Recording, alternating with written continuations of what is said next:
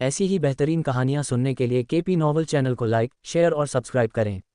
आने वाली कहानियों के बारे में जानने के लिए हमारे टेलीग्राम से जुड़ें। लिंक डिस्क्रिप्शन में है। डिवाइन एम्परर ऑफ डेथ, अध्याय 101, शोधन और अवशोषण। 2 महीने बीत गए जब लोरेट साम्राज्य का जहाज ग्रैंड सी से होकर गुजरा। ग्रैंड सी कॉन्टिनेंट मीट के खत्म होते ही पूरे महाद्वीप में इसके विजेता के बारे में खबर फैल गई। डेविस का नाम दूर दूर तक फैल गया, जिससे उसे पूरे महाद्वीप में अंतहीन प्रतिष्ठा मिली। युवा प्रतिभा के नाम ने लोगों के दिलों को झकझोर दिया। उन्होंने उसे एक कुर्सी पर बिठाया और उसे द लिटिल पैरागॉन कहना शुरू कर दिया। लेकिन लोगों का ध्यान उसकी जीत पर नहीं, बल्कि सम्राट ट्विटर और सम्राट रेवन के वध पर था। इससे महाद्वीप में खुशी की लहर दौड़ गई, क्योंकि ये 2 दुष्ट मर चुके थे। लेकिन रेवन साम्राज्य और ट्विटर साम्राज्य के लिए ऐसा बिल्कुल नहीं था। ट्विटर साम्राज्य और रेवन साम्राज्य इन 2 महीनों तक उथल पुथल में रहे, क्योंकि उनके संबंधित सम्राटों की मृत्यु की खबर जंगल की आग की तरह फैल गई। रईस और राजघराने एक दूसरे के गले पर सवार थे, जिससे इन दोनों साम्राज्यों में सामंजस्य बिगड़ गया। इतना ही नहीं, बल्कि एक अफवाह ये भी फैल गई कि 1 साल बाद आक्रमणकारी साम्राज्य उन पर विजय प्राप्त करने आएंगे, जिससे उन्हें एक भयावह जीवन जीना पड़ा। कुल मिलाकर इन दोनों साम्राज्यों में आम लोगों का जीवन बर्बाद और निराशाजनक था। इस बीच गाजियन एलायंस ने सर्वसम्मति से 15 साल की अवधि समाप्त होने के बाद इन दोनों साम्राज्यों के खजाने और क्षेत्र को विभाजित करने का फैसला किया। रेवन साम्राज्य और ट्विटर साम्राज्य के पास बिखरने के अलावा कोई विकल्प नहीं है, क्योंकि वे 5 साम्राज्यों के हमले से बचाव नहीं कर सकते। अगर वे रुक गए और युद्ध किया तो वे केवल मृत्यु की प्रतीक्षा कर सकते थे। सभी साम्राज्यों में हमेशा शक्तिशाली विशेषज्ञों की कमी रही है, क्योंकि हर बाहरी आक्रमण में कई विशेषज्ञों की जान चली जाती है, चाहे वे किसी भी स्थिति के हों। आक्रमण के दौरान कुछ लोग सीधे मर गए, जबकि कुछ अन्य युद्ध के मैदान में लगी गंभीर चोटों के कारण धीरे धीरे मर गए। इसके कारण सभी साम्राज्यों के पास आसपास के बाहरी खतरों से खुद को बचाने के लिए केवल कुछ शक्तिशाली विशेषज्ञ हैं। राजधानी में पहुंचने के बाद डेविस अपने पिता और एलिया के साथ गाड़ी में सवार हुए और निवासियों की प्रशंसा, तालियां और अनुमोदन प्राप्त किया। राजधानी के लोगों ने उनका गर्मजोशी से स्वागत किया, इतना कि डेविस को भी इस राजधानी से जुड़ाव का एहसास होने लगा। वे सीधे रॉयल कैसल गए और वहां के लोगों और जागीरदारों ने उनका स्वागत किया। लोगन ने सिर हिलाया और सिंहासन की ओर चल दिया, जबकि डेविस सीधे अपने अध्ययन कक्ष में चला गया। जब उसने डेविस को बिना पूछे ही जाते देखा तो लोगन ने अपना सिर हिला दिया। अध्ययन कक्ष में जाने से पहले डेविस ने एक नौकर से एलिया के लिए रॉयल कैसल में एक निवास तैयार करवाया। उसने अपने पिता से विशेष रूप से एलिया की नौकरानी की स्थिति को रद्द करने और उसे कुलीनता की उपाधि देने के लिए कहा। इस संबंध में लोगन ने बिना कोई सवाल पूछे ये सब स्वीकार कर लिया। उसके लिए ये बच्चों का खेल था। इसके अलावा ग्रैंड सी कॉन्टिनेंट मीट में एलिया को जो स्थान मिला था वह उसे अंतहीन धन और सम्मानजनक दर्जा देने के लिए पर्याप्त था। डेविस आखिरकार अपने अध्ययन कक्ष में पहुंचा और बिस्तर पर लेट गया। आह, मैं वापस आ गया। उसने तकिया पकड़ा और उस पर अपना चेहरा रगड़ा। उसने कुछ पलों तक उस पर आराम किया और फिर अपना सिर ऊपर करके बिस्तर पर बैठ गया। मैंने उन 2 सम्राटों को मारे हुए 2 महीने हो गए हैं। उसने अपनी आत्मा को बार बार जांचते हुए अपनी सांसों में बुदबुदाया। आत्मा सागर के अंदर वह एक अंधेरी किताब जैसी आकृति को स्थिर अवस्था में मडराते हुए देख सकता था। उसके चारों ओर रोशनी की 2 छोटी धुंधली गेंदें थीं जो घूम रही थीं। ऐसा लग रहा था जैसे वे अंधेरी किताब के चारों ओर सामंजस्यपूर्ण तरीके से परिक्रमा कर रही हों। मैंने 2 सम्राटों से जो 2 आत्माएं अवशोषित की, वे अभी भी थोड़ी सी भी नहीं बिखरी हैं। मुझे आश्चर्य है कि क्या यह मेरी आत्मा में मौजूद मृत्यु पुस्तक का प्रभाव है। मुझे आश्चर्य है कि क्या इसे पहले स्थान पर मृत्यु पुस्तक भी कहा जा सकता है। डेविस के पास बहुत सारे प्रश्न थे जिनका वह उत्तर ढूंढना चाहता था, इसलिए वह केवल एक एक करके इसके बारे में शोध कर सकता था। उसे इन दोनों मध्यस्तरीय वयस्क आत्मा अवस्था की आत्माओं में से किसी भी तरह के विनाश का कोई संकेत नहीं मिला था। उसके लिए यह आश्चर्य की बात थी, क्योंकि कोई भी आत्मा समय से सुरक्षित नहीं रह सकती थी। कम से कम अगर मैं इसे सामान्य तरीके से संरक्षित करने का तरीका अपनाता तो भी ये थोड़ा कम हो जाता। मेरी यह मृत्यु पुस्तक वास्तव में एक खजाना है। उसने विस्मय में आह भरी। उसने अकेले होने के बाद इसे आत्मसात करने के लिए इतने समय तक इंतजार किया, लेकिन केवल इसलिए नहीं क्योंकि वह देखना चाहता था कि मृत्यु पुस्तक उसके द्वारा आत्मसात की गई आत्माओं को कितने समय तक सुरक्षित रख सकती है।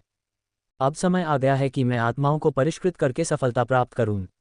डेविस की आंखें प्रत्याशा में चमक उठीं, क्योंकि उसे यकीन था कि ये 2 आत्माएं उसे युवा आत्मा अवस्था के शिखर पर ले जाने में सक्षम होंगी। संभवतः वयस्क आत्मा अवस्था भी, उसने सोचा और उत्साह में सांस ली। वह थोड़ी देर के लिए उत्साहित था और फिर अपनी मानसिक स्थिति को शांत करते हुए उसने अपनी आंखें बंद कर लीं। उसने कुछ समय तक ध्यान किया और अंत में अपनी आंखें खोलीं, जिससे उसका स्वभाव शांत हो गया। उसके आत्मा सागर में एक अंधेरी चमक उस अंधेरी किताब से निकली जो उसके चारों ओर परिक्रमा कर रही एक मृत आत्मा को घेरे हुए थी। प्रकाश की धुंधली गेंद उस अंधेरे चमक से घिरी हुई थी क्योंकि यह अहिंसक तरीके से परिष्कृत होने लगी थी। डेविस ने महसूस किया कि समय बीतने के साथ साथ उसकी आत्मा की शक्ति बढ़ती जा रही थी। उसकी आत्मा का स्तर तेजी से बढ़ा क्योंकि उसे अपनी आत्मा में एक जलन महसूस हुई। वह उच्च स्तरीय युवा आत्मा अवस्था में पहुंच गया।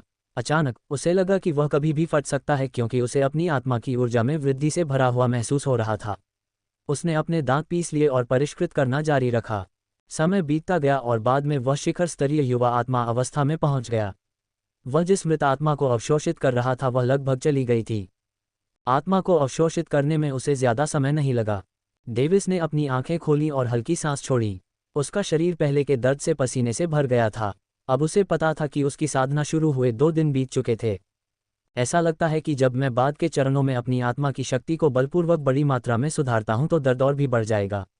उसने आह भरी। उसकी आत्मा मूल रूप से इतनी शक्तिशाली थी कि जब वह पहले के चरणों में अपनी आत्मा साधना को बलपूर्वक बढ़ाता था तो वह दर्द को अनदेखा कर सकती थी, लेकिन अब वह अपनी आत्मा ऊर्जा में वृद्धि को और अधिक सहन नहीं कर सकती थी।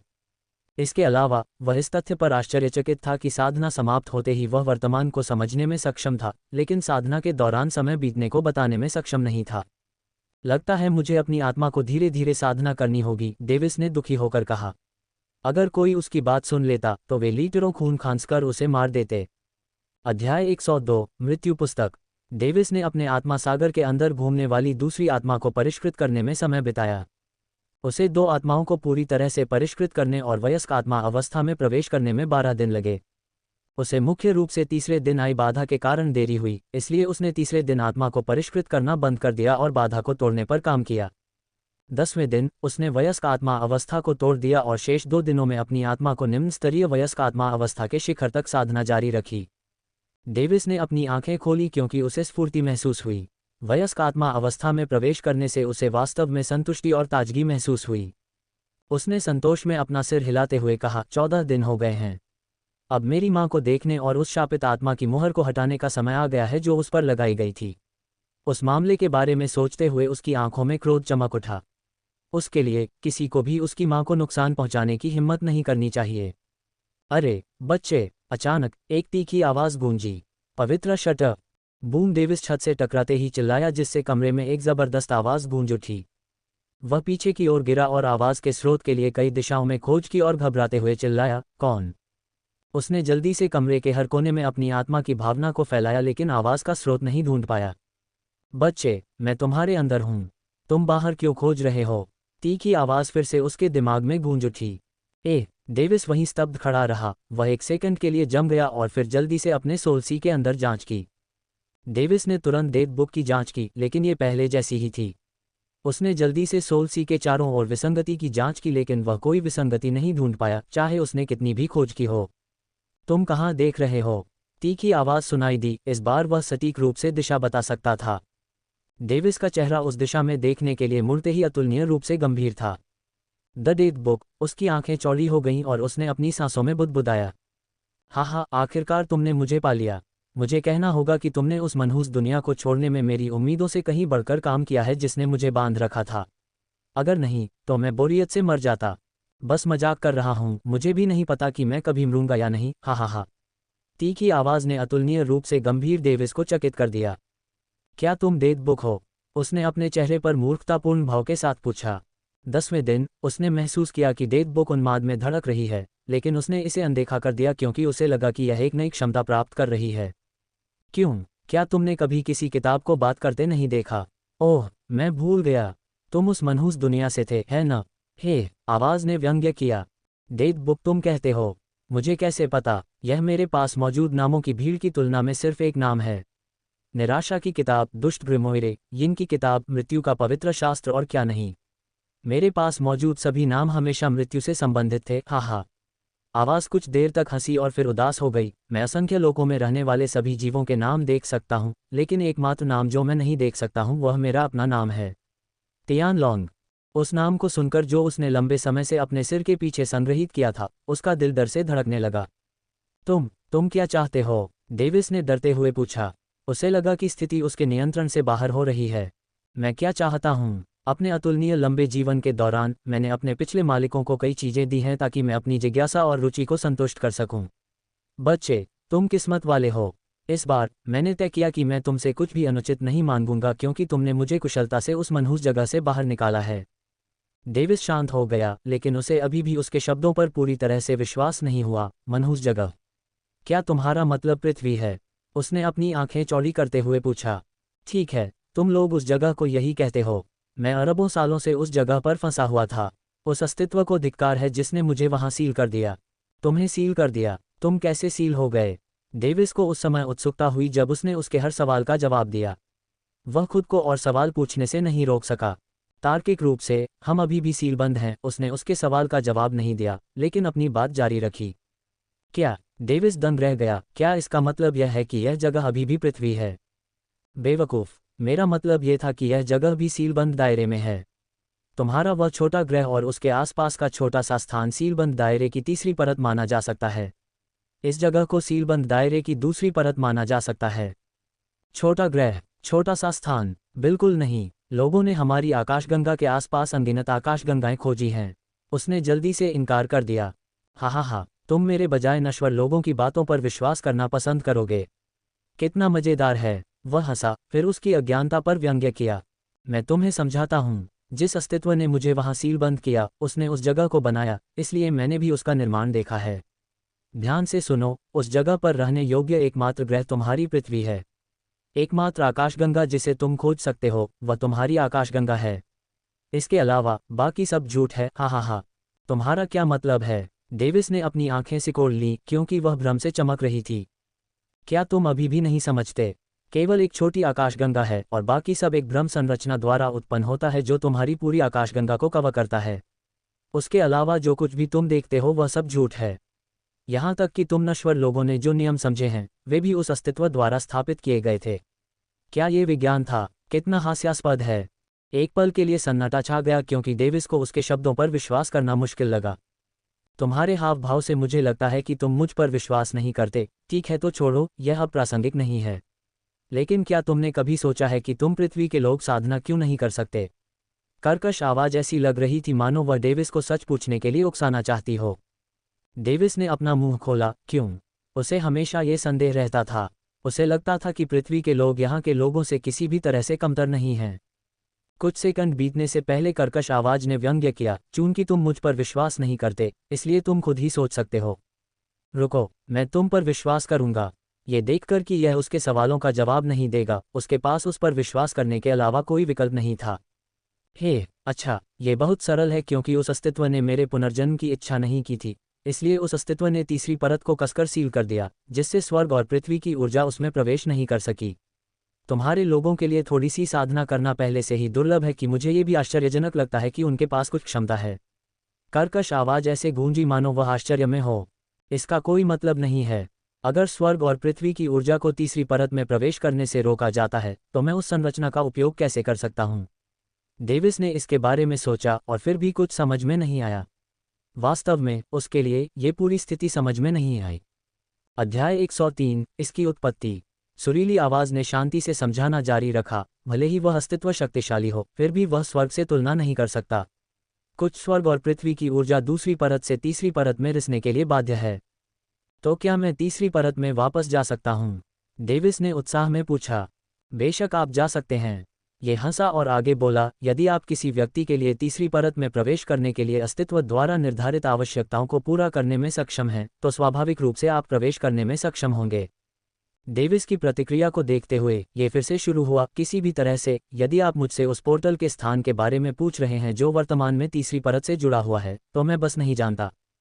कुछ पलों का मौन बीत गया क्योंकि डेविस ने जानकारी को एक एक करके आत्मसात किया। उसके अंतर्मन ने उसे बताया कि डेथ बुक ने उससे झूठ नहीं बोला। ईमानदारी से उसे लगा कि डेथ बुक के पास उससे झूठ बोलने का कोई कारण नहीं था। फिर उसने आह भरी, मेरे सवालों का जवाब देने के लिए धन्यवाद। हा, तुम अजीब हो। मुझे पाने वाले हर व्यक्ति ने या तो लोगों पर डर या प्रभुत्व से शासन किया था। यहाँ तक कि उनके पिता और माँ भी उनके चंगुल से नहीं बच पाए। तुम बहुत अजीब हो, है ना? हा। डेविस के चेहरे पर काली रेखाएं थीं। क्या तुम हमेशा ऐसे ही बात करते हो? अब जबकि स्थिति नियंत्रण से बाहर नहीं थी, उसे एहसास हुआ कि इस अस्तित्व का संवाद करने का एक अजीब तरीका है। ये तीखी आवाज़ में हंसा, हाँ, नहीं, मैं पहले हमेशा गंभीरता से बात करता था, लेकिन जब मैंने देखा कि तुम लोग हाल ही में जिस तरह से बात करते हो, तो मुझे एहसास हुआ कि यह काफ़ी उबाऊ है। हाँ, तुम धरती पर लोगों का पीछा करते रहे हो।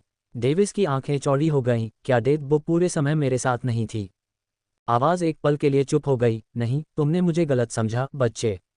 मैं तुम्हें कैसे समझाऊं? मैं समझ गया। फिर यह फिर से हंसा। बच्चे, मैंने एक छोटे से स्थान में अरबों साल बिताए, अपनी सील को अपनी थोड़ी सी ऊर्जा से खोला, मैंने एक आत्मा बनाई जो मेरे लिए दुनिया भर में खोजबीन करती है। मैंने उस आत्मा को अपनी एक प्रति दी जो मेरी क्षमताओं का 0.1% भी नहीं थी और उसके लिए कुछ नियम बनाए। बाद में, मैंने ऐसी और आत्माओं को बनाया, अपनी और प्रतियां बनाई और उन्हें छोटी दुनिया में फैला दिया। आखिरकार, मैं अपनी खुद की रचनाओं से छिप गया क्योंकि मैंने अपनी प्रति की तरह काम किया। बाद में, मैं अपने द्वारा बनाई गई पहली आत्मा के कब्जे में था और उसने खुद को डेथ गॉड ओवरलॉर्ड कहा क्योंकि वह जानता था कि यह अपने अस्तित्व की पहली आत्मा थी। समय समय पर, यह कभी कभी मुझे उस ग्रह पर छोड़ देता था जिसे आप पृथ्वी कहते हैं। हाँ, मैं अवचेतन रूप से आत्मा के दिमाग को नियंत्रित कर रहा था और उसे कुछ भी पता नहीं था क्योंकि मैं ही इसे नियंत्रित कर रहा था। इसके अलावा, यह मेरी रचना है। अन्य आत्माओं ने उसकी अनाड़ीपन को देखा और अपनी प्रतियां भी दुनिया में गिराना शुरू कर दिया। लोगों को मारना मजेदार था और इससे मुझे ऊर्जा मिलती थी। हालांकि, ये पर्याप्त नहीं था। अगर मैं खुद लौटना चाहता, तो मुझे तीसरी परत की सील को तोड़ने के लिए कम से कम 10 लाख से 1 अरब साल तक ऊर्जा इकट्ठा करने की ज़रूरत होती। आखिरकार, जब मैं किसी तरह उस मनहूस दुनिया में अपने रहने का आनंद लेने लगा, तो मैं तुम्हारे हाथों में आ गया और दूसरी परत के लिए एक मुफ्त टिकट प्राप्त किया। हे, तो तुम्हें मेरा आभारी होना चाहिए। डेविस मुस्कुराया। लेकिन ये जारी रहा, यह उल्लेख करने की ज़रूरत नहीं है कि जब तुम उस अंतरिक्ष सुरंग से यात्रा कर रहे थे, तो मैंने तुम्हारा बुरा हाल बचाया था, लेकिन मुझे ये कहना होगा कि मैं तुम्हें केवल इसलिए बचा पाया क्योंकि तुमने मृत्यु पुस्तक के नियम का अपने फ़ायदे के लिए चतुराई से इस्तेमाल किया। अन्यथा, मैं उन प्रतिबंधों के कारण कार्य करने में सक्षम नहीं होता जो सील द्वारा मुझ पर लगाए गए थे। डेविस ने हार मान ली, ठीक है, लेकिन यह अभी भी मेरे सवाल का जवाब नहीं देता। कड़वी आवाज़ ने आह भरी, बेवकूफ़, क्या तुम्हारा दिमाग पेस्ट बन गया है?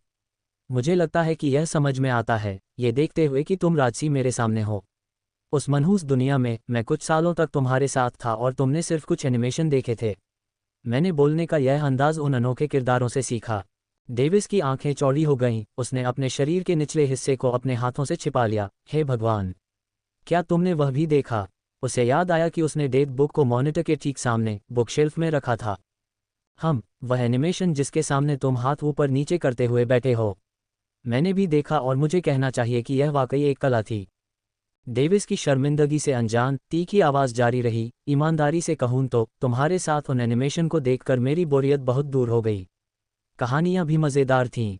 डेविस ने शर्मिंदगी से अपना चेहरा थपथपाया, इस बातचीत ने वाकई एक अजीब मोड़ ले लिया। अच्छा, मुझे लगता है कि मैंने अब तुम्हारे सवालों का जवाब दे दिया है।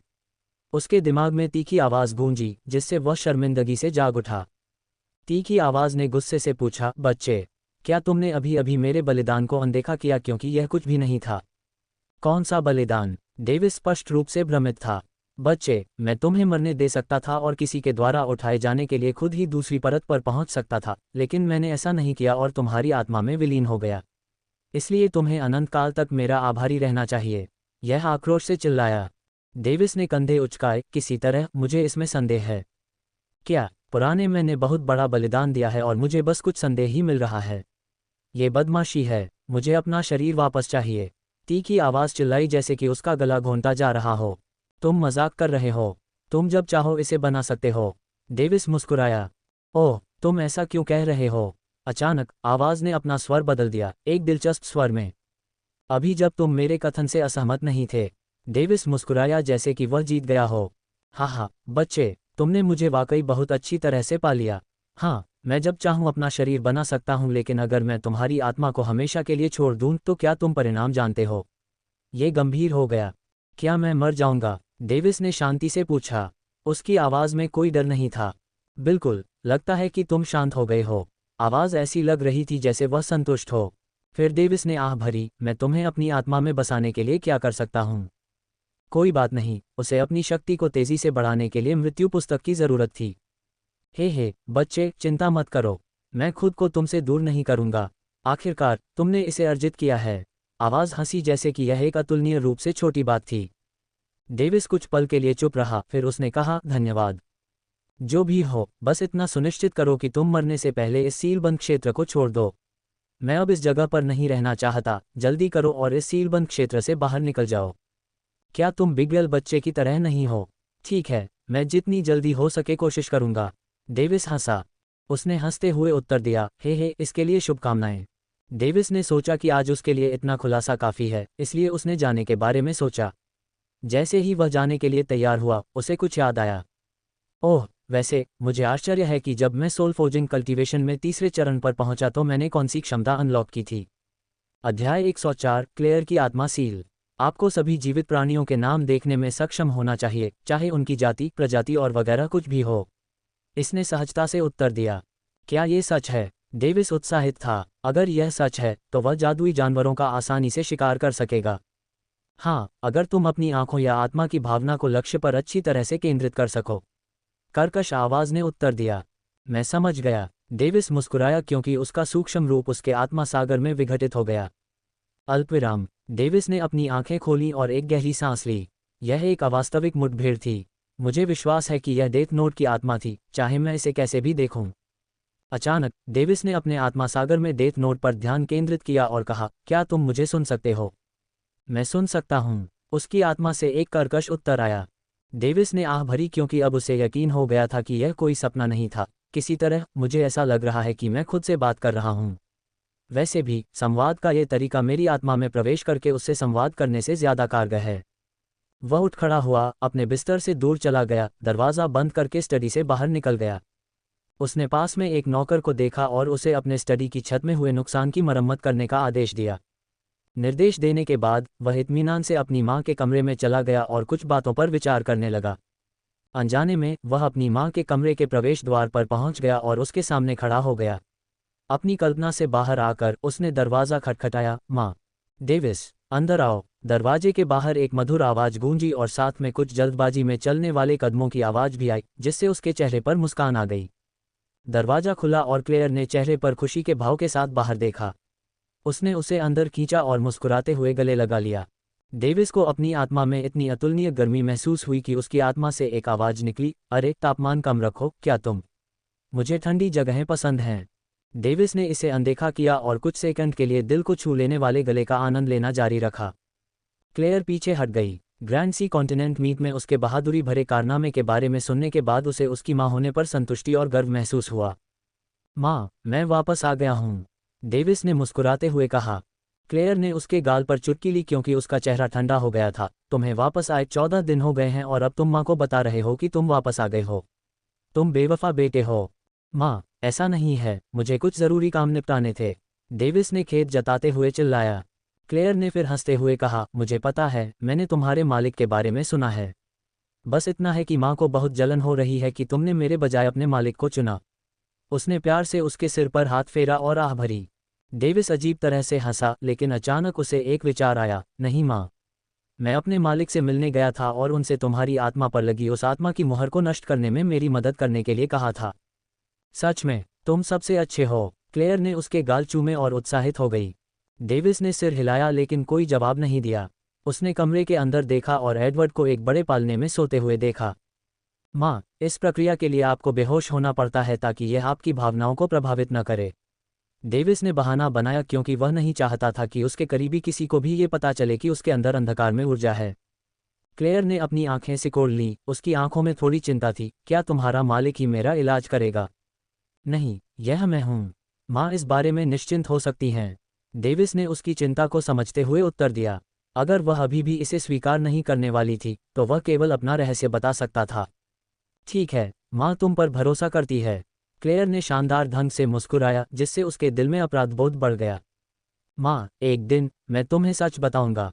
तब तक कृपया इस बेवफा बेटे को माफ कर दो। डेविस ने सोचा और मुस्कुराकर उसकी तरफ देखा। क्लेयर हिली और अपने बिस्तर पर वापस बैठ गई। क्या ये ठीक है अगर मैं बेहोश हो जाऊं?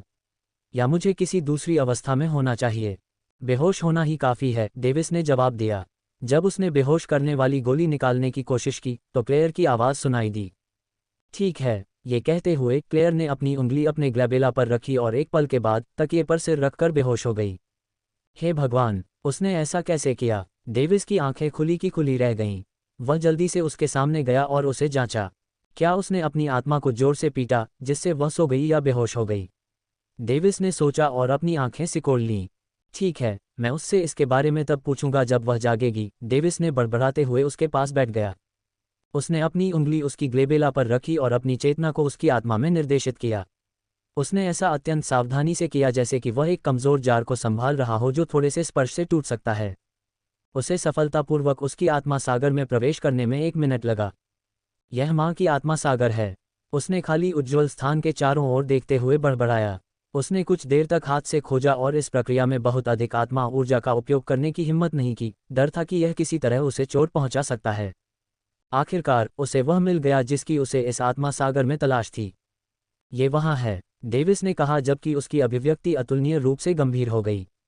एक सफ़ेद धब्बा प्रकाश चमकती हुई जंजीरों से घिरा हुआ था, जिसने उसे फंसाया और सील कर दिया। चमकती हुई जंजीरें क्षितिज तक फैली हुई थीं और दूरी में फीकी पड़ गईं। प्रकाश की सफ़ेद बूंद के अंदर एक फीकी सी आकृति दिखाई दे रही थी। माँ, डेविस ने अपनी मुट्ठियां भींच लीं और जोर से गुर्राया। इस दृश्य ने उसे एक पल के लिए क्रोधित कर दिया, लेकिन अगले ही पल वह शांत हो गया। डेथ नोट, क्या तुम मुझे सुन सकती हो? डेविस ने डेथ नोट से संपर्क बनाने की कोशिश की। जोर से और स्पष्ट, तुम चाहे कहीं भी हो, मैं तुम्हें सुन सकता हूं जब तक मैं तुम्हारी आत्मा से बंधा हुआ हूं। तीखी आवाज ने शांति से उत्तर दिया। यह अच्छा है। अब क्या तुम देख सकती हो कि मेरे सामने क्या है? डेविस ने मुस्कुराते हुए कहा। वाह, हाँ, अब मैं देख सकता हूँ। अद्भुत, डेविस ने मुस्कुराते हुए सोचा।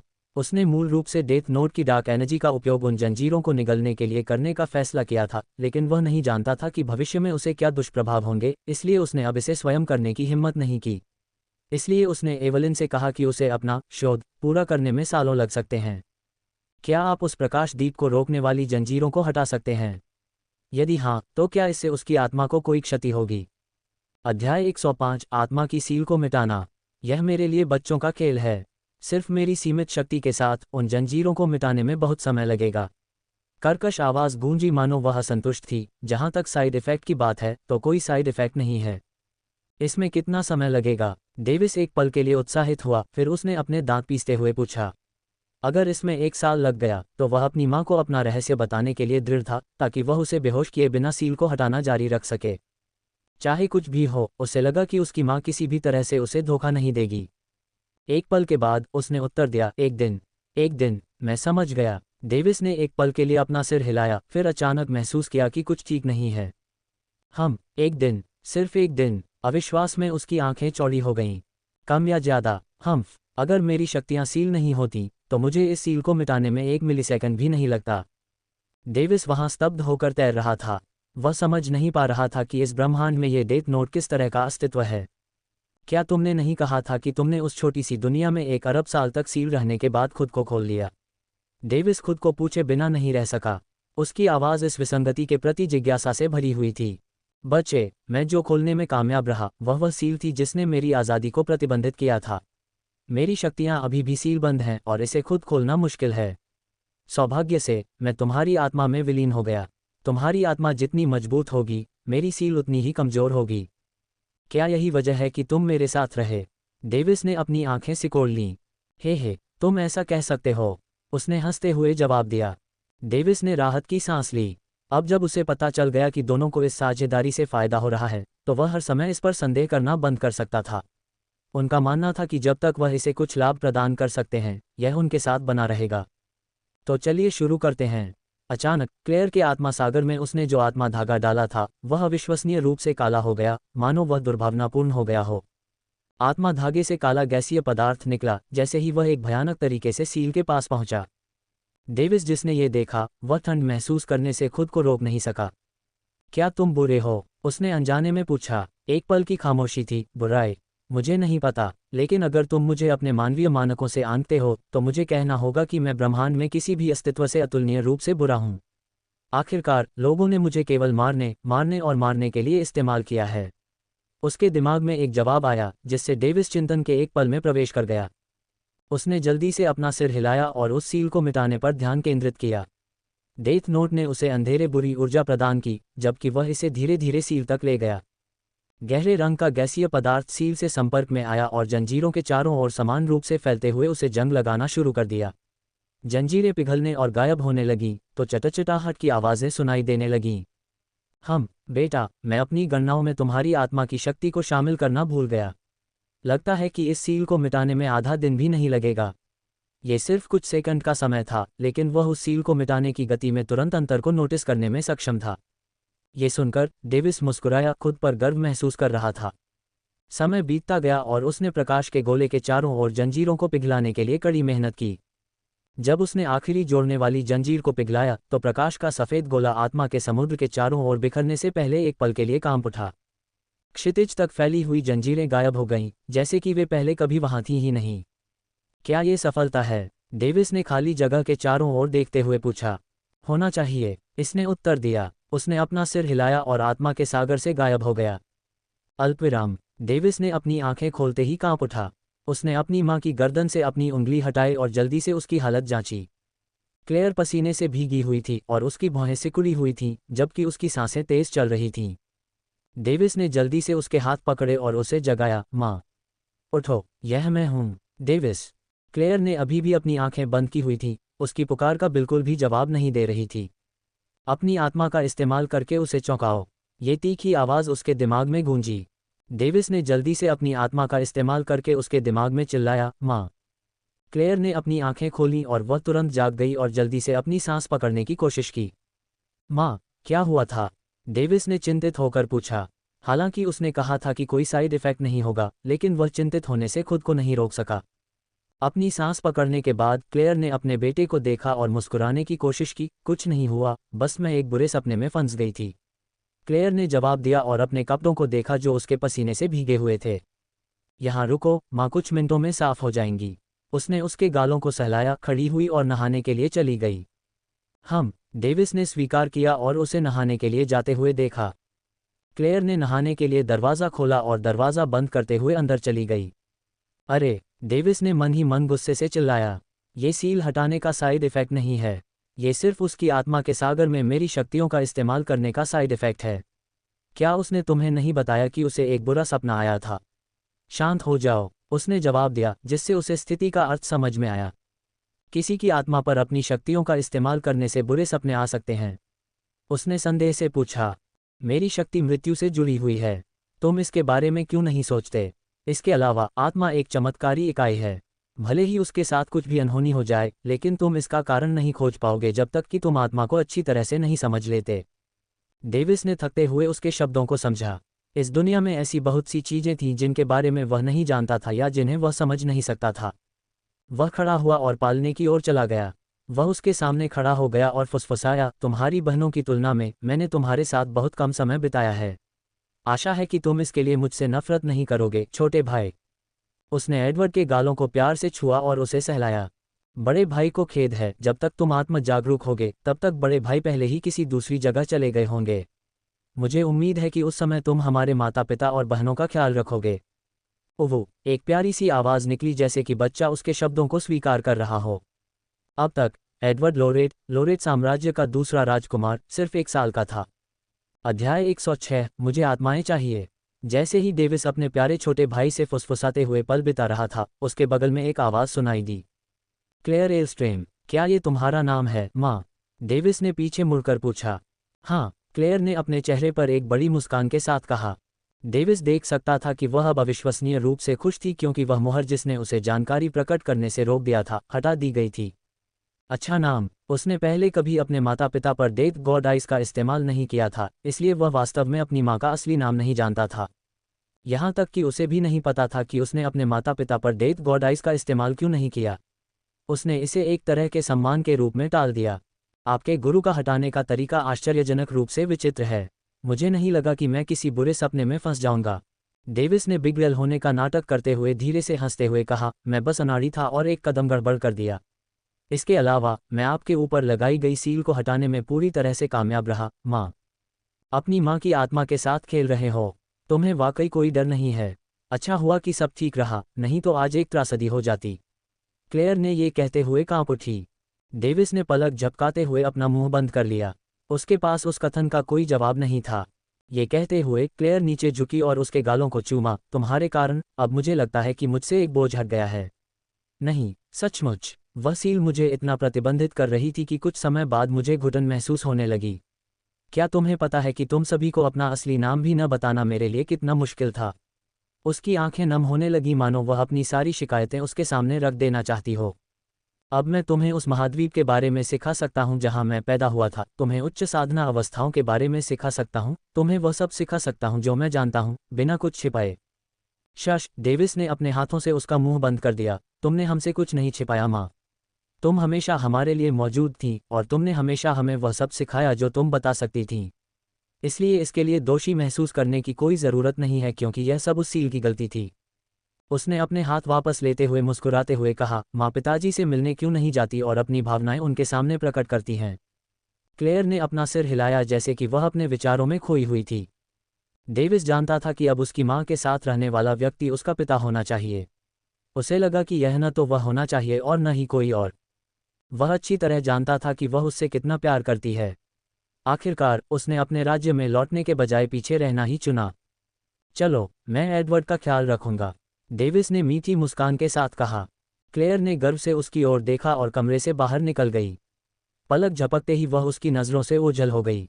डेविस ने सोचा और वह व्यंग्यात्मक ढंग से हंसा, हे, मेरी माँ प्यार में पागल युवती की तरह है। उसे वाकई पिता से बहुत कुछ कहना होगा। अल्पविराम। धीरे धीरे समय बीतता गया और डेविस एडवर्ड के साथ खेलने लगा, जो जाग गया। 3 घंटे बाद एडवर्ड तब तक खेलता रहा जब तक वह थक नहीं गया और फिर से सो गया, जबकि डेविस मूर्ति की तरह बैठा रहा, अभी भी अपनी माँ का इंतजार कर रहा था। क्या ऐसा हो सकता है कि माँ भूल गई हो कि मैं यहाँ इंतजार कर रहा था?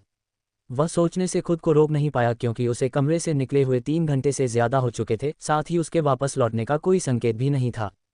बच्चा, डेविस ने सोचा कि उसे खोजने के लिए जाना चाहिए या नहीं, तभी एक आवाज़ सुनाई दी।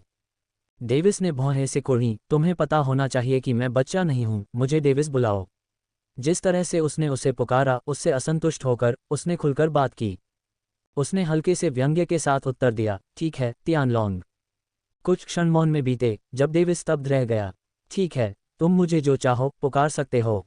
उसके पास मौखिक बहस में इस अस्तित्व के खिलाफ जीतने का कोई तरीका नहीं था।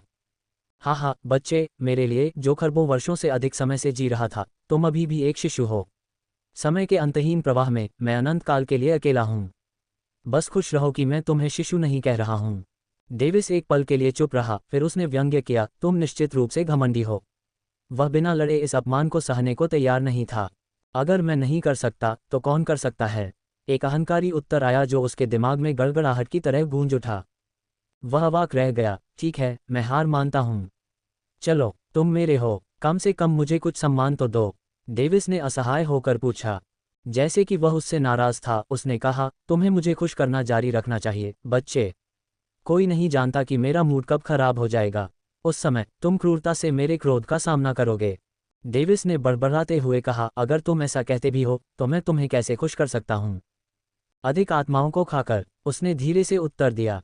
डेविड ने अपनी भौहें ऊपर उठाईं, उसे उम्मीद थी कि ऐसा ही होगा और उसे आश्चर्य नहीं हुआ। कितनी मात्रा मायने नहीं रखती, गुणवत्ता मायने रखती है। ये सोचकर कि उसने जो आत्माएं खाईं वे मोहर का 5% भी नहीं मिटा पाईं, उसने जल्दी से कहा, गुणवत्ता, बस जब मैंने सोचा कि क्या मैं आज़ाद हो सकता हूँ तो मैं अब तुम्हारी सनक से बंधा हुआ हूँ। ये बेकार है, उसने शिकायत की, जैसे कि वह अब इसके द्वारा कैद हो गया हो। तुम आज़ाद होना चाहते हो? क्या तुम आज़ादी चाहते हो? इस दुनिया में मृत्यु ही एकमात्र आज़ादी हो सकती है जिसे तुम पा सकते हो। कर्कश आवाज़ ने खौफनाक ढंग से उत्तर दिया। अरे, मुझे बदकिस्मत मत बनाओ, उसने जल्दी से चिल्लाया। आखिरी चीज़ जो उसे चाहिए थी वह ये थी कि कोई उसकी मौत के लिए झंडा उठाए। मैं इस बात से इनकार नहीं करूंगा कि हम दोनों इससे लाभान्वित हो रहे हैं, लेकिन एक अंतर है। जिन आत्माओं को मैंने पहले अप्रत्यक्ष रूप से भस्म करने में तुम्हारी मदद की थी, वे मेरी अपनी इच्छा थी, लेकिन अब तुम मुझसे उन्हें तुम्हारे लिए शिकार करने के लिए कह रहे हो। ये वही हो सकता है, लेकिन मैं किसी और के लिए ऐसा करने के लिए बिल्कुल भी तैयार नहीं हूँ। तुम इंसान अजीबोगरीब चिंताओं से जुड़ जाते हो। इससे कोई फर्क नहीं पड़ता कि तुम यह मेरे लिए करने जा रहे हो या अपने लिए, मैं बस और आत्माओं को भस्म करना चाहता हूँ। अगर तुम मना करोगे तो मैं तुम्हारी आत्मा से अलग हो जाऊंगा और तुम्हें भस्म कर दूंगा। आखिरकार मैं अपने अस्तित्व को गुप्त रखना पसंद करता हूँ। उसके लहजे में कोई बुराई नहीं थी, बल्कि ऐसा लग रहा था जैसे वह सिर्फ एक तथ्य बता रहा हो जो उसके लिए सामान्य था। ओह, मैं बताना भूल गया, लेकिन अगर तुम मेरे द्वारा खाए गए तो तुम पुनर्जन्म के चक्र में प्रवेश नहीं कर पाओगे। डेविस ने गटकते हुए महसूस किया कि वह अनजाने में इस विचित्र अस्तित्व को अब तक अपनी संपत्ति मान रहा था। अध्याय 107 उसे समझाना। डेविस ने भौहें सिकोड़ते हुए अपनी आंखें सिकोड़ लीं। शक्ति प्राप्त करने के लिए उसे इस अस्तित्व की आवश्यकता थी। समाधान के बारे में सोचने से पहले उसने एक पल के लिए विचार किया। यदि तुम मुझे छोड़ दोगे तो तुम्हें सील हटाने में अरबों वर्ष लग सकते हैं। सोचो, यदि तुम मेरे साथ हो तो तुम्हें अपनी शक्तियां वापस पाने में केवल सैकड़ों या हजारों वर्ष ही लगेंगे। बच्चे, यदि मैंने इसके बारे में नहीं सोचा होता तो क्या तुम अभी भी मुझसे बात कर सकते थे? यह एक मजाकिया लहजे में हंसा। डेविड ने व्यंग्यात्मक ढंग से मुस्कुराया, लेकिन अंदर ही अंदर वह काफी क्रोधित था। गलत मत समझो, तुम्हें अपनी आत्माएं उचित समय पर मिलेंगी। बस अगर तुम्हें गुणवत्ता चाहिए तो इसमें कुछ समय लग सकता है। मैं जानता हूं कि तुम केवल उन लोगों को निशाना बनाने का मूर्खतापूर्ण प्रयास कर रहे हो जिन्हें तुम बुरा मानते हो। तुम बहुत पाखंडी हो। यह उपहास में हंसा। उस उत्तर को सुनकर वह बहुत नाराज हुआ। मैं अपने नियमों से जीता हूं। तुम इसके बारे में क्या करने जा रहे हो? कुछ नहीं, बस मुझे जितनी जल्दी हो सके आत्माएं दे दो। उसने एक सहज स्वर में उत्तर दिया। उसने चिल्लाकर कहा, मुझे पता है, बस इतना है कि तुम्हें वह गुणवत्ता नहीं मिलेगी जिसकी तुम दूसरी परत में तलाश कर रहे हो। मूर्ख, मैंने तुम्हें बिना देरी किए पहली परत पर जाने के लिए अप्रत्यक्ष रूप से कहा था। तुम बहुत मूर्ख हो। ठीक है, मैं मूर्ख हूं। डेविस ने अपनी आंखें घुमाईं। उसे लगा कि वह मूर्ख है जो एक निर्जीव अस्तित्व के साथ बहस करने की कोशिश कर रहा है जो बात नहीं कर सकता। अचानक उसके दिमाग में एक विचार आया। अरे, तुम बहुत लंबे समय से जी रहे हो, है न?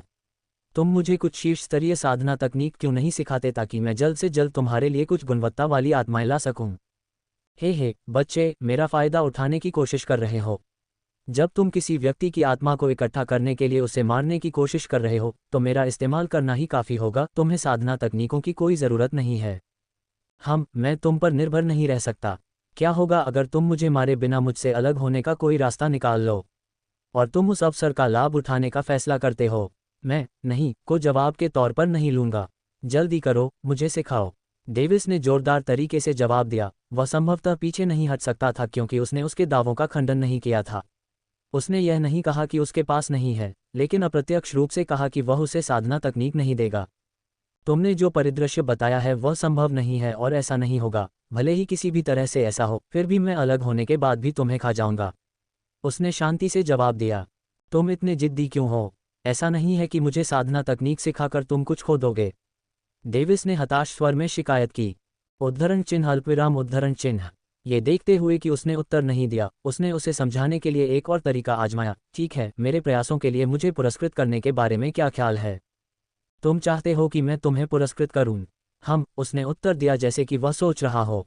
डेविस ने मन ही मन कहा, ये सोच रहा है।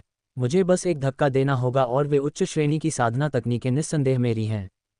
पुरस्कार निश्चित रूप से मुझे कड़ी मेहनत करने के लिए प्रेरित करेगा।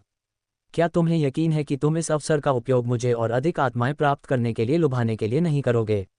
उसने उससे अजीब लहजे में बात की, जैसे कि वह उसे सौदे को स्वीकार करने के लिए उकसा रहा हो। उसने आह भरते हुए उत्तर दिया, अगर तुम इसे और तेजी से प्राप्त कर सकते हो तो इसमें कोई मदद नहीं की जा सकती। मैं ये घोषणा करता हूं कि अपनी साधना में तुम जितनी भी सफलता प्राप्त करोगे, मैं तुम्हारे 3 सवालों का जवाब अपनी संतुष्टि के अनुसार दूंगा। सचमुच? हाँ। डेविस ने अपना सिर हिलाया, लेकिन अंदर से वह खुद से काफी संतुष्ट था। उसने जवाब देने की जहमत नहीं उठाई, बल्कि जारी रखा, जाहिर है, ये केवल तुम्हारी आत्मा साधना पर लागू होता है। मैं अन्य 2 साधना प्रणालियों के बारे में परेशान नहीं हो सकता। एक पल के लिए स्तब्ध होकर वह उबलते हुए गुस्से से भड़क उठा। ये बदमाशी है। मैंने पहले ही अपनी ओर से रियायत दे दी है। अब पहली परत पर जाओ और मेरे लिए कुछ आत्माएं लाओ। उसने उसकी बकवास पर कोई ध्यान नहीं दिया और उदासीनता से उत्तर दिया, आत्माएं आत्माएं आत्माएं। लानत है, क्या तुम लोलुपता की किताब हो? डेविस ने अतुलनीय क्रोध और असहायता में चिल्लाया। ओह, ये यादें वापस लाता है। एक बार मेरा भी यही नाम था। इसकी आवाज़ में पुरानी यादें थीं। बस, और नहीं तो मैं सचमुच अपना सिर फाड़कर मर सकता हूँ। उसने अपने बालों को पकड़ लिया और उन्हें फाड़ने की कोशिश की। हा, तुम ऐसा करने के लिए स्वतंत्र हो। डेविस ने निराशा में आह भरी और अपनी मां के बिस्तर पर गिर पड़ा। भाड़ में जाए ये खेती की दुनिया। उसने अपनी आंखों को मालिश किया और थोड़ी देर के लिए सो गया। वह वास्तव में इसकी बकवास से तंग आ चुका था। अल्पविराम, तारांकन क्रीक। डेविस। दरवाज़ा खुला और क्लेयर की मधुर आवाज़ कमरे के अंदर से सुनाई दी। लोगन और क्लारा उसके पीछे पीछे अंदर आए और उनके चेहरे पर मुस्कान थी। डेविस जल्दी से जाग गया क्योंकि उसने दरवाज़ा खुलने की आवाज़ सुनी। माँ, तुम वापस आ गई हो। तुम्हें इतना समय क्यों लगा? बड़े भाई, क्लारा दौड़कर अंदर आए और उसके गले लग गई। क्लारा, मैंने तुम्हें बहुत याद किया। उसने गर्मजोशी से मुस्कुराते हुए उसके सिर को सहलाया। बस इतना ही कि मैं अपने मन की बात कहने में सक्षम होने के कारण बहक गया था। मैं पूरे समय तुम्हारे पिता और बहन से बात कर रहा था। क्लेयर ने अपने चेहरे पर मुस्कान के साथ जवाब दिया। ओह पशिश, माँ झूठ बोल रही है। माँ और पिताजी अभी 10 मिनट पहले ही मुझसे मिले थे। उसकी बाहों में तैरते हुए क्लारा ने उसके कानों में फुसफुसाया। ओह, उसके चेहरे पर निराशा का भाव था क्योंकि वह उन्हें घूर रहा था, लेकिन अंदर ही अंदर वह जोर से हंस रहा था। क्लेयर शर्म से मुस्कुराई जबकि लोगन आगे बढ़ गया। डेविस, मुझे पता है कि अभी आभार के शब्दों की जरूरत नहीं है, लेकिन चाहे जो भी हो, मुझे ये कहना होगा कि मैं उस पर लगाई गई मुहर को तोड़ने के लिए आपका बहुत आभारी हूँ। इसके अलावा मैं चाहता हूँ कि आप अपने स्वामी को भी मेरा धन्यवाद दें। कृपया उसे बताएं कि लोरेट परिवार उसके द्वारा हमारे प्रति दिखाए गए परोपकार के लिए हमेशा आभारी रहेगा। अपने शब्दों को अतुलनीय रूप से आभारी स्वर में समाप्त करते हुए लोगन ने झुककर अपने हाथ जोड़े। जरूर, डेविस ने मुस्कुराते हुए उत्तर दिया। उसे आश्चर्य हुआ कि अगर वह उन्हें बताए कि उसके स्वामी का अस्तित्व ही नहीं है, तो वे किस तरह की प्रतिक्रिया देंगे। अध्याय 108, क्लेयर का क्षेत्र। सभी मुस्कुराए, सिवाय एक बच्चे के जो अपने पालने में शांति से सो रहा था। क्लारा, मुझे लगता है कि तुम माँ की परिस्थिति के बारे में पहले से जानती हो। डेविस ने पूछा क्योंकि वह यह सुनिश्चित करना चाहता था कि चर्चा करने से पहले उसे इसके बारे में पता हो। हाँ, क्लारा ने प्यार से अपना सिर हिलाया। माँ ने मुझे बड़े भाई से मिलने जाने से पहले ये समझाया था। अच्छा, तो अब हम माँ की उत्पत्ति के बारे में सुन सकते हैं। हाँ, मुझे माँ के परिवार में भी दिलचस्पी है, क्लारा ने उत्साह से उत्तर दिया। क्लारा एक जिज्ञासु बच्ची में बदल गई जो हमेशा हर उस घटना के बारे में सच्चाई जानना चाहती थी जो तब हुई थी जब वह 5 साल की थी। ऐसा लग रहा था कि वह हर उस चीज़ की सच्चाई जानना चाहती थी जो उसके लिए अज्ञात थी। उनकी बातचीत सुनकर क्लेयर मुस्कुराए। वे चारों मेज पर बैठ गए। क्लेयर ने बोलने से पहले एक पल के लिए लोगन को देखा। मेरी दुनिया एक अतुलनीय रहस्यमय जगह है जहां विभिन्न जातियां और जानवर रहते हैं, क्लारा ने कहा और उसके चेहरे पर एक गर्म मुस्कान थी जबकि उसकी आंखों में तड़प साफ देखी जा सकती थी। खेती, संसाधनों और कई अन्य मामलों के मामले में यह क्षेत्र मेरे क्षेत्र से भी कमतर है। उन तीनों के चेहरे पर जिज्ञासा थी और उनकी आंखों में उत्साह भी साफ झलक रहा था। उग्र पहाड़, अंतहीन समुद्र और अज्ञात क्षेत्र। मैं जिस क्षेत्र से हूं वह इतना विशाल है कि अगर मैं वहां रहूं तो यह महाद्वीप उसका एक छोटा सा हिस्सा ही होगा। क्लेयर ने अपने चेहरे पर गर्व भरी मुस्कान के साथ कहा। जब वह मुस्कुराई तो हर कोई उसके नेक स्वभाव को देख सकता था जो उसकी खूबसूरती को और भी बढ़ा रहा था। लेकिन किसी को उसकी बातों से चिढ़ थी। तुम किस बात पर शेखी बघार रही हो? बस इतना है कि तुम्हारा क्षेत्र संसाधनों से भरपूर है, लोगन ने कहा और वह भौंचक्का हो गया। क्लेयर ने उसके सुंदर शरीर को देखते हुए थोड़ी हंसी। लोगन ने आगे कहा, मैं जानना चाहता था कि तुम्हारे राज्य के लोग हम पर हमला क्यों करते हैं। तुम्हारी जानकारी से मुझे पता चला कि यह राज्य उनके लिए बेकार है। हाँ, मैं भी यही जानना चाहता हूँ, डेविस ने सहमति जताते हुए कहा। यहाँ तक कि वह भी नहीं समझ पाया कि ये लोग थोड़े से संसाधनों के लिए अपनी जान क्यों दे रहे हैं। उसने अपनी ठुड्डी को छुआ और सोचा, शायद इस राज्य में कुछ खास है। डेविस, क्या तुम्हारे मालिक ने तुम्हें नहीं बताया? क्लेयर ने आश्चर्य से पूछा। उसे पूरी उम्मीद थी कि वह इस महत्वपूर्ण मामले के बारे में जानता होगा। डेविस स्तब्ध रह गया क्योंकि उसका दिमाग बहाने के लिए तेजी से सोचने लगा। उसकी आंखें क्लारा की ओर घूम गईं, फिर वह अंदर से दुखी हो गया। ये बेकार है, क्लारा यहाँ है और मेरे झूठ का पर्दाफाश हो जाएगा। अपने झूठ के उजागर होने के बाद अपने भाग्य के बारे में सोचते हुए वह अंदर ही अंदर रोने से खुद को रोक नहीं पाया। अचानक उसे एक विचार आया लेकिन वह नहीं जानता था कि यह काम करेगा या नहीं, इसलिए उसने जल्दी से अपने मन में जप करना शुरू कर दिया। डेथ नोट मेरा स्वामी है। उसने डेथ नोट को अपना स्वामी मानने की कोशिश की ताकि जब वह अपने स्वामी के बारे में बात करे तो क्लारा को यह संदिग्ध न लगे। डेथ नोट मेरा स्वामी है। उसने क्षण भर में 100 से अधिक बार इसका जप किया। डेविस, क्लारा ने अपने चेहरे पर उलझन भरे भाव के साथ फिर से पूछा। मेरे स्वामी ने इस जगह के बारे में कुछ खास नहीं कहा है, शायद मेरे स्वामी ने इसे अपनी विरासत के नीचे समझा और मुझे बताने की जहमत नहीं उठाई। डेविस ने सिर हिलाते हुए कहा। उसके चेहरे पर उलझन थी। उसी समय उसने क्लारा की ओर देखा। उसके चेहरे पर पहले से ही एक उत्साहित भाव था। अच्छा, उसे मेरे शब्द संदिग्ध नहीं लगे। ऐसा कैसे हो सकता है? इस क्षेत्र में अमर स्तर की विरासत है। क्या ऐसा हो सकता है कि आपका स्वामी अमर से ज्यादा शक्तिशाली हो? क्लेयर की आंखें चौंक कर चौड़ी हो गईं और वह खड़ी हो गई और अपने चेहरे पर अविश्वसनीय भाव के साथ डेविस को देखने लगी। अमर स्तर की विरासत, हे भगवान! डेविस स्तब्ध रह गया। यही बात लोगन के बारे में भी कही जा सकती है। इस बीच क्लारा ने उनके चेहरों पर स्तब्ध भाव को देखा। वह खुद को उत्सुक होने से नहीं रोक पाए और उसने पूछा, अमर स्तर की विरासत क्या है? क्लेयर ने उसकी ओर देखा और चेहरे पर गंभीर भाव के साथ कहा, हमारे राज्य में विरासत का वह स्तर पौराणिक माना जाता है। अमर स्तर की विरासत सीधे उत्तराधिकारी को अमर अवस्था तक निरंतर मार्ग पाने में मदद कर सकती है। लोगन, अभी भी स्तब्ध, अचानक अपनी आंखें सिकुड़ते हुए, अमर अवस्था का वह स्तर? क्या इसका मतलब यह है कि आपके राज्य में एक भी अमर अवस्था का साधक नहीं है? क्लेयर ने आह भरी, हाँ, इसीलिए मेरा राज्य अपने प्रतिभाशाली लोगों को आपके राज्य में भेजता है। अगर वे प्रतिभाशाली लोग हमारे प्रतिभाशाली लोगों से आगे नहीं निकल पाते तो इसका क्या फ़ायदा? क्या आपका राज्य अपने श्रेष्ठ लोगों को मौत के घाट उतारने के लिए थोड़ा कठोर नहीं है? लोगन ने अपने चेहरे पर असंतुष्ट भाव के साथ पूछा। क्लेयर ने अपना सिर हिलाया, अगर इस क्षेत्र पर लगाए गए प्रतिबंधों के कारण ऐसा नहीं होता, तो अमर स्तर की विरासत में ऐसा आकर्षण होता है कि यह 9वें चरण के विशेषज्ञों को भी इस लड़ाई में खींच सकता है, और कुछ जूनियर्स को तो बिल्कुल भी नहीं, जो हमेशा जल्दी से जल्दी सत्ता हासिल करने के बारे में सोचते हैं, जैसे कि मैं। उसने कहा और वह व्यंग्यपूर्वक मुस्कुराए। उसने लोगन के कंधों पर मुक्का मारा और आगे कहा, लेकिन कुछ घटनाओं के कुछ उतार चढ़ाव के कारण हम एक साथ हो गए। लोगन हंसा और क्लेयर की ओर देखा। उसकी आंखों से पता चल रहा था कि उसके विचार भी क्लेयर जैसे ही थे। इस बीच डेविस ने अपनी ठुड्डी को पकड़कर कुछ देर सोचा और फिर एक सवाल पूछा, माँ, क्या ये हो सकता है कि आपने जिस अमर स्तर की विरासत का उल्लेख किया है वह ड्रैगन के बारे में है? क्लेयर ने डेविस की ओर देखा और जवाब दिया, क्या आप इसाबेला रूथ के बारे में सोच रहे हैं? हाँ, डेविस ने सिर हिलाते हुए जवाब दिया। नहीं, अभिलेखों में उल्लेख किया गया है कि इस स्थान पर बर्फ और आग फीनिक्स विरासत है।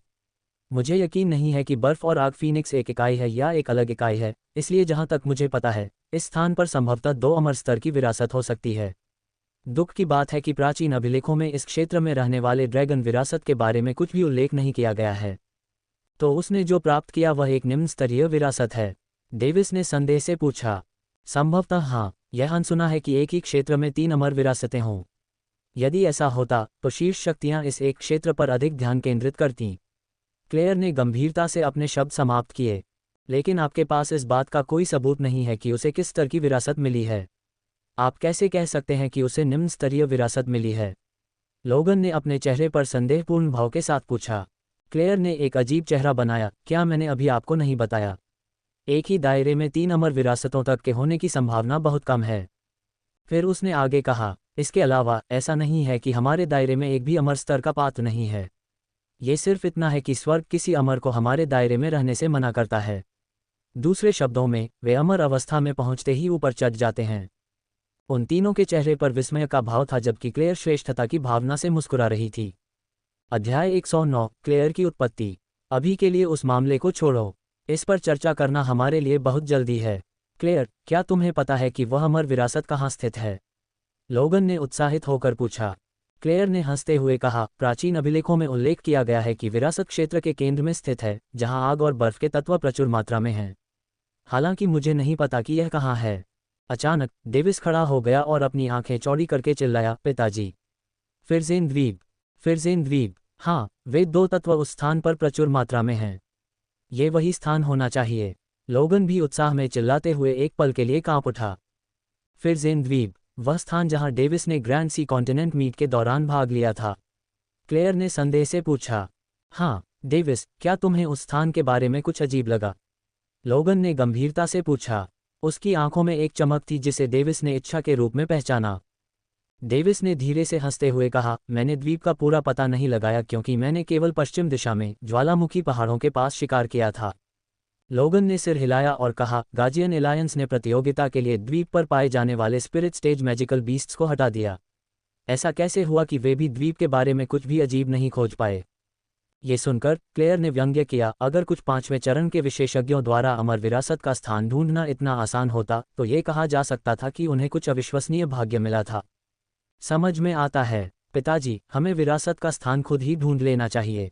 लोगन ने सिर हिलाया जबकि क्लेयर अपने चेहरे पर संतुष्टि भरे भाव के साथ मुस्कुराई, लेकिन उसके भाव से ऐसा लग रहा था कि उसे कुछ और कहना है। क्लेयर ने अपने क्षेत्र के कई मामलों के बारे में बात करते हुए समय बीतता गया। उन तीनों ने असाधारण रुचि के साथ उसकी बात सुनी। अल्पविराम। आधे दिन बाद, ठीक है, ये काफ़ी है। मैंने अपने राज्य के बारे में बहुत कुछ बोल दिया है, चलो इसे यहीं छोड़ देते हैं। लेकिन माँ, आपने अभी भी अपने परिवार के बारे में कुछ नहीं कहा। क्लारा ने अपने चेहरे पर एक प्यारी अभिव्यक्ति के साथ मुंह बनाया। ये सुनकर क्लेयर ने आह भरी, मेरा परिवार? क्या मैं उन्हें अपना परिवार भी कह सकती हूँ? तुम्हारा क्या मतलब है? लोगन ने अपनी भौहें ऊपर उठाते हुए पूछा।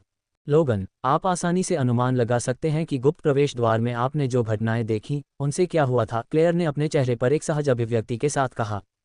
क्या ऐसा हो सकता है कि आपका परिवार आपको मरवाना चाहता है? लोगन ने खड़े होते हुए पूछा, उसके चेहरे पर भ्रम साफ झलक रहा था। हाँ, इसके अलावा, ये किसी तुच्छ प्रतिस्पर्धा के कारण था। क्लेयर ने आह भरते हुए कहा, मैं एल्स्ट्रेम परिवार में युवा मालकिन के पद के लिए होनहार उम्मीदवारों में से एक हूँ। ये स्पष्ट है कि मुझे उस पद को पाने में ऊपरी लाभ था, और कुछ बुजुर्गों और प्रतिभागियों को स्पष्ट रूप से मेरी बढ़ती क्षमता पसंद नहीं थी, सिर्फ इसलिए कि मैं एल्स्ट्रेम परिवार की नाजायज संतान थी। उन तीनों ने उसकी बात को बीच में रोके बिना ध्यान से सुना। मेरी माँ एक नौकरानी थी जो मूल रूप से मेरे पिता के घर पर काम करती थी, और उस दौरान मेरे पिता को उससे प्यार हो गया था। एल्स्ट्रेम परिवार को पता चला कि मेरी माँ गर्भवती थी और मेरे पिता ने उसे अपने परिवार से बचाने के लिए अपना सब कुछ दे दिया। क्लेयर कुछ देर के लिए चुप हो गई और उसने मेज़ की ओर देखा। उसने अपने होंठ काटे और आगे कहा, मेरे जन्म के बाद मेरी माँ को मार दिया गया था, और मेरे पिता ने परिवार से मुझे छोड़ देने की विनती की। परिवार ने एक शर्त पर मुझे छोड़ने का फैसला किया। इस बिंदु पर क्लेयर की आवाज़ अतुलनीय रूप से ठंडी हो गई। मेरे पिता ने मुझे बचाने के लिए खुद को अपंग बना लिया, और वह उस समय परिवार के पूजनीय युवा गुरु थे। उसकी आंखों से आंसू बह निकले और वह मेज पर गिर पड़ा। खुद को अपंग बनाने के बाद उन्होंने अपने ऊपर फेंके गए अनगिनत अपमानों को सहा, बस मुझे मजबूत बनाने के लिए। उन्होंने मेरे विकास के लिए जो भी संबंध बचे थे उनका इस्तेमाल किया। जरा सोचिए, हिंसा पर पनपने वाली दुनिया में मेरे पिता के लिए 30 साल से ज्यादा समय तक कमजोर की तरह जीना कैसा रहा होगा। उसने पीड़ा में अपनी मुट्ठियां भींच लीं। अचानक उसका चेहरा बहुत ठंडा हो गया। मैं तब तक हार नहीं मानूंगी जब तक मैं अपने पिता को अपंग बनाने वाले से बदला नहीं ले लेती। इसके अलावा मेरी बातों पर ध्यान दो, क्योंकि मैं उस व्यक्ति का मांस काटकर खा जाऊंगी जिसने मेरी मां को मारा। उसकी आंखों में नफरत की चमक थी, जिसे उसने अब तक छिपा कर रखा था। लोगन ने जल्दी से उसे गले लगाया और उसे सांत्वना दी, चिंता मत करो, हमारा जीवन अभी शुरू हुआ है। समय बीतने के साथ साथ हमारी साधना में बहुत तेजी आएगी, चाहे इसमें कितना भी समय क्यों न लगे। ये कहने की ज़रूरत नहीं है कि मैं उन कमीनों को मारने में तुम्हारी मदद करूंगा जिन्होंने तुम्हारे माता पिता को चोट पहुंचाई है। क्लेयर ने सिर हिलाते हुए अपने होंठ काटे।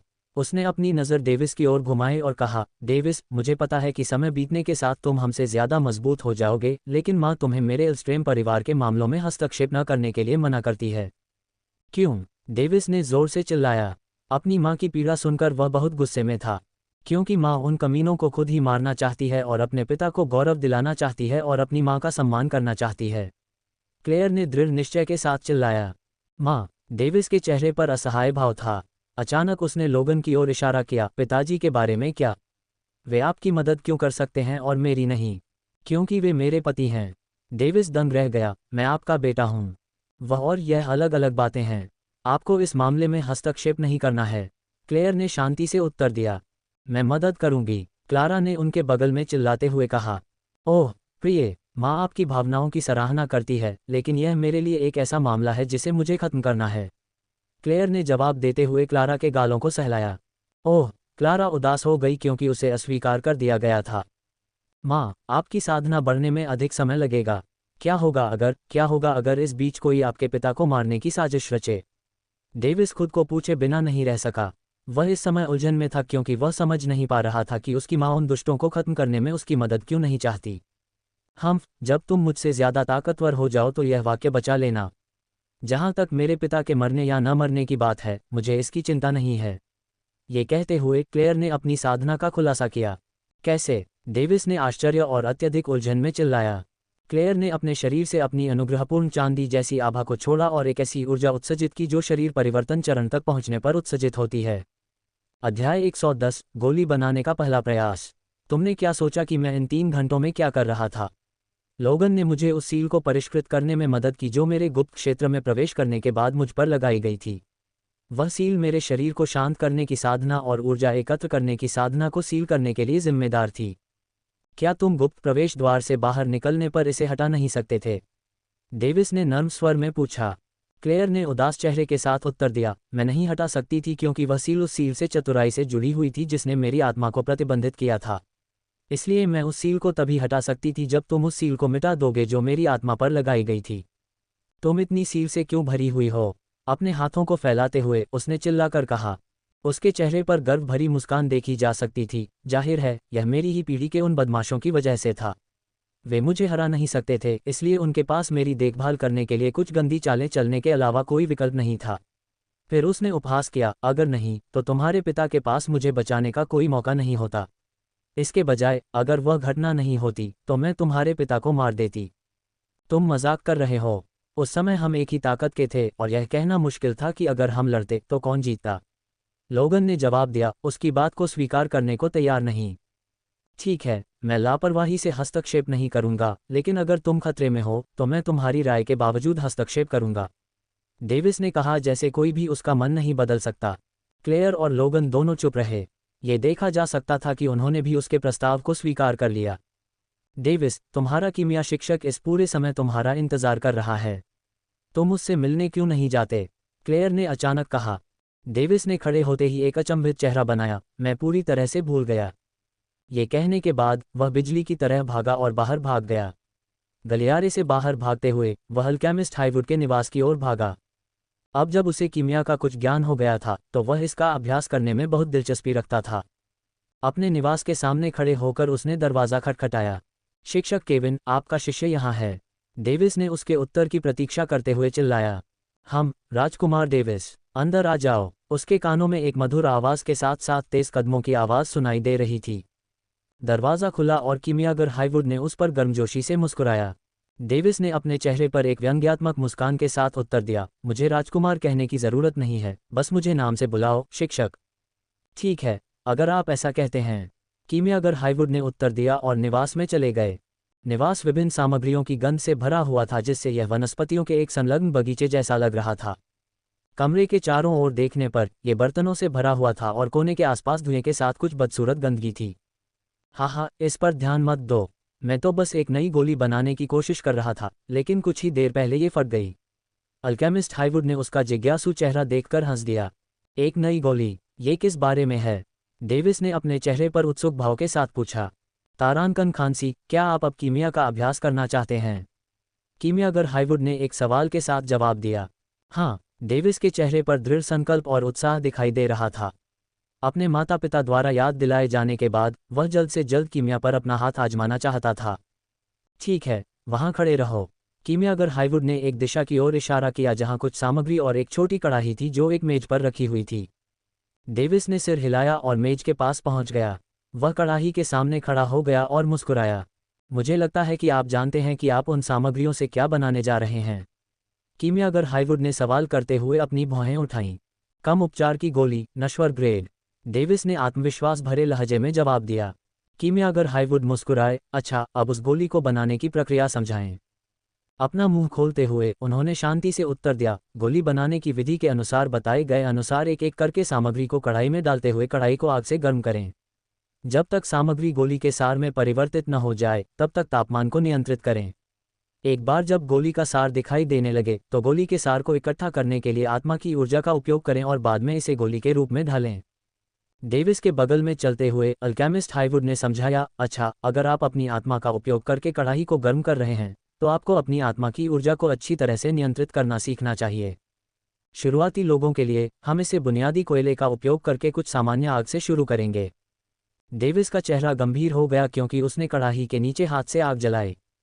समय के साथ इसकी तीव्रता बढ़ने पर कड़ाही के नीचे एक धधकती आग भड़क उठी जिससे उसमें मौजूद तरल उबलने लगा।